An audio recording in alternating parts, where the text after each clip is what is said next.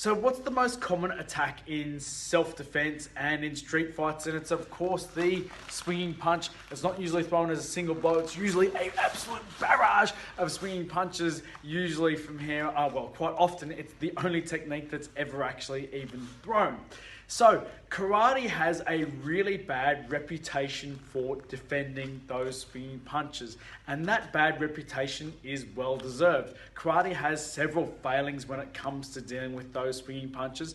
Namely, we don't ever block swinging punches or hook punches in our sparring because they are illegal in sparring, and as a result, in spite of the fact that our students have been conditioned through blocking hundreds of thousands of straight punches, front kicks and round kicks and hook kicks and all sorts of other things, from here they've only ever from here dealt with hook punches a handful of times, if in some cases never in their whole karate journey, and they're expected to somehow have a conditioned response. The other big failure is that none of our basic blocks can defend it without massive modification, and that's an affectation because obviously you don't need to block them if you're training in a style that doesn't throw them.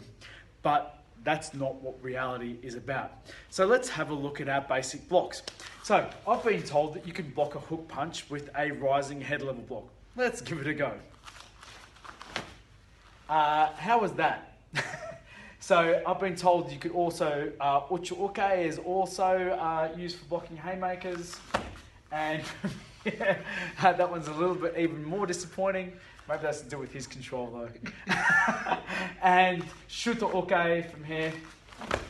Again, and if I move forwards, from here again, I'm blocking too low with that in the way that's performed. Now, of course, you're saying, you silly, silly person, you are blocking them at the wrong height and at the wrong angle. But that's my whole point. From here, if this is to work, the angle needs to be changed to here. If shuto uke is to work, from here it doesn't need to be here, it needs to be here, which funnily enough looks exactly like this. From here, whether it's this or this, that's the same thing.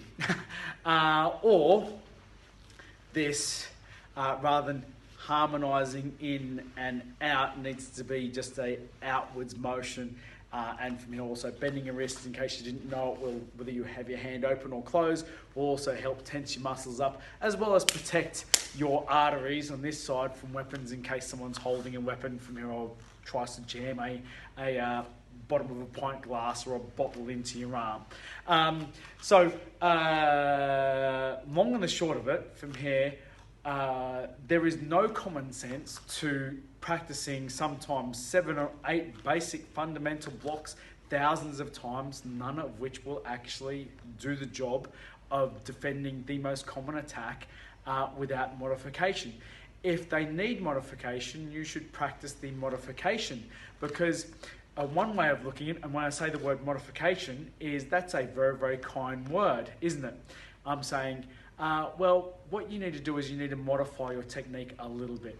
And the other way you could look at it is you're practicing it and conditioning it through thousands of repetitions in a way that doesn't actually block what it needs to defend. So I could go on about that, but the point is from here is if it needs to be modified in order for it to work, then practice it modified. Okay, sure thing. Jodanalguke is great if you ever encounter someone who's hitting you over the top of the head, and also too from here it can also be used as a strike. From here, last time we did against Amandeep saw some stars. From here, but this up against the jaw is a really, really great technique. So maybe this shouldn't be modified, but maybe we should be practicing our shuto, because as I said before, this and this is the same thing. A little bit higher if it's to work. Anyway, I could harp on and on about that, and but let's have a look at from here how well we are preparing our students for the most common attack in self-defense if none of our basic blocks actually block it. Train hard, train smart, think common sense.